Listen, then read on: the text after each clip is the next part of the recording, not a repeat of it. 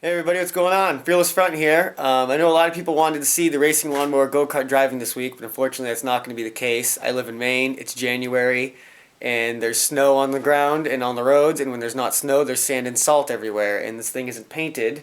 It will be painted soon, but not until I test drive it. So I can't really drive it right now. Once we get a good rainstorm sometime in the next couple weeks, I'm definitely riding this thing. Don't think I don't want to, because I really, really want to. But I figured we'd start this week off by showing you around some shop updates and a few little updates on the racing lawnmower, some little things I've been doing this week. So the first thing I wanted to show you was this old Vice, this old Littlestown something, made in USA. It's probably from the 50s. I got it from an old barn of a relative.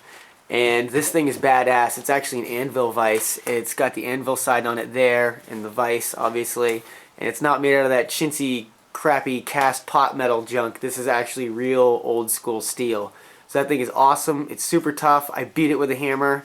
And you've got the anvil part on the back, which is really handy. So something I never showed you guys is this OxyMap cutting brazing set. I don't know how much cutting you could really do with this because it's so small. But it's got the little cutting tip here, or brazing tip, and it's pretty easy to use. It's really small, it's handy, it's really lightweight. It uses the disposable cylinders, which kind of sucks, but it's good for like bending small pieces of flat steel like you've seen me do, and just things of that nature.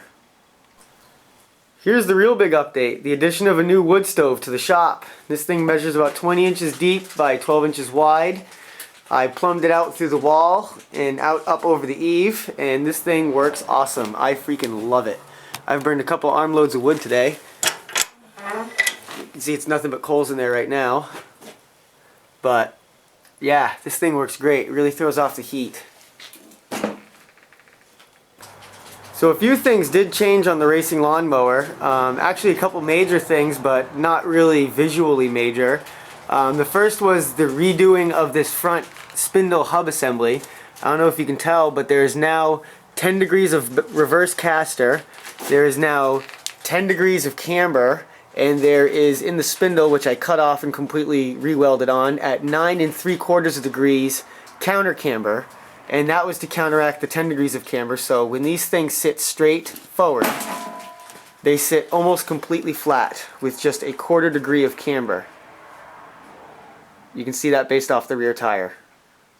See the rear tire there, and this one just leans out a tiny bit more. So it's just about perfect now, and when you turn the wheels, they camber themselves quite a bit, as you can see, and that helps them bite into the ground as you're turning. The other thing I did was mount the tachometer to the handlebars, and I did that because I figured it was a high point and your eyes wouldn't have to look very low to see the tach.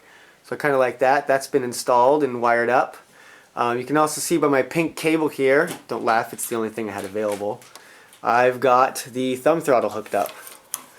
And that is working perfectly. You can see down here, I used brake parts from a caliper brake from a bicycle, and just kind of bolted everything in there, and you can see it works really well. The other thing I did was actually add the dash plate in finally, and I got the key switch and the tether kill switch all mounted and wired up and working. They all work perfectly. I also added a guard or shield for the torque converter belts because I had a lot of people telling me that I really should reconsider not covering that, so I finally covered that. Here's another view of it. That's the front. It bolts right there and right there and curves down the back, and it will slide with the motor. And that's a 3/8 piece of aluminum, so that's actually pretty lightweight.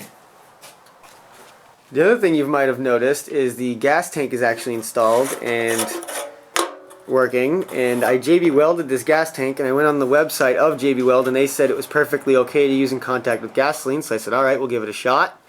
We installed it, and it's been sitting here for about a week with gas in it, and it is, you can indent the JB Weld with your fingernail. It's a little softer than it was, but it's not deteriorating yet. So we'll probably run it with a test run with the JB Weld, and then I'll probably use my torch kit over there once it's all done, drain the gas tank and burn the JB Weld off and braze it for real and use my original gas tank.